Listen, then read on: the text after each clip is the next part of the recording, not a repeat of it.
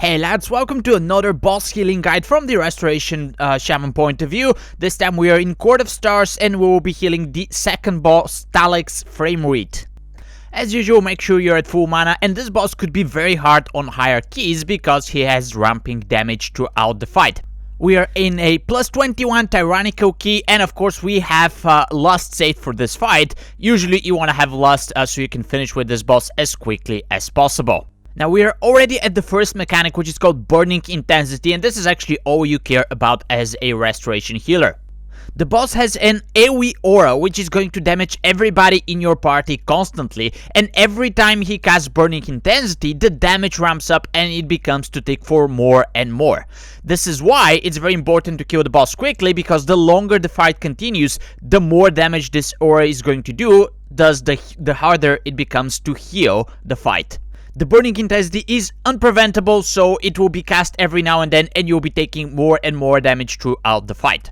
That means you need to be prepared to do a lot of healing, but at the beginning you can just DPS because there's not that much going on. The next mechanic that you see on the screen is called Withering Soul. This one is interruptible, and you should interrupt it because if you let it cast, it will cause all the players to have 10% reduced maximum health and movement speed, and this effect stacks. Generally, that would be the tank's responsibility, but keep an eye and help every now and then if you can, because it becomes even harder to heal this fight if this cast goes off. And the last mechanic is Infernal Eruptions, which is a cast which is also unpreventable or uninterruptible. And once that goes off, there are flame patches on the ground that you need to move out from. After a while, imps are going to spawn, and basically you need to cleave them down and kill them as quickly as possible. Now, the only thing that you can help here is cast your cap totem every now and then, so that they don't go and start casting. So, it's Burning Intensity, then Withering Soul, and then the imps. And this repeats throughout the fight. So, first, don't forget to watch your feet, because the imps will just one-shot you if they spawn on top of you. As you can see, I'm going pretty slow at the start, just keeping healing rain up, casting chain heals so they're more effective, and the healing rain is also going to help kill the imps a little bit faster. Over here, the boss is already at 50%, it is doing 20% more damage because it casted the Burning Intensity twice, and I decided to pop my first cooldown, which is the Healing Tide Totem. You can see that on the left hand side of the screen, the spells that I'm casting and the targets that they're directed to.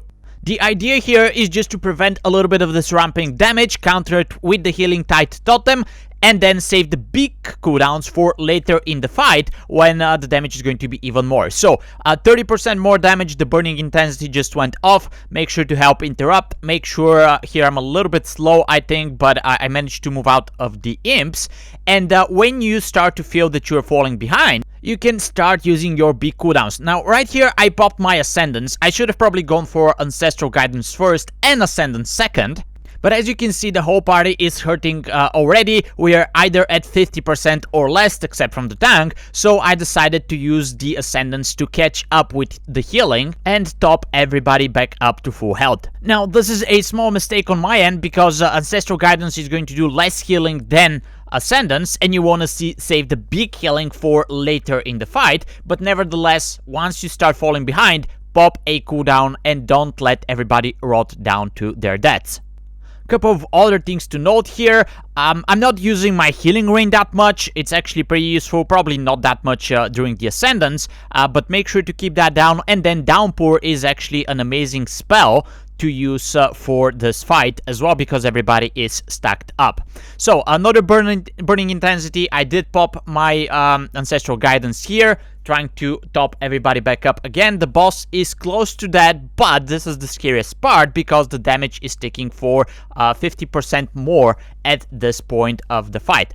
So more Infernal Eruptions, of course. Don't get hit, don't forget to move out of these. And then I saved my Spirit Link for the end, just hoping that we kill the boss before everybody just dies down.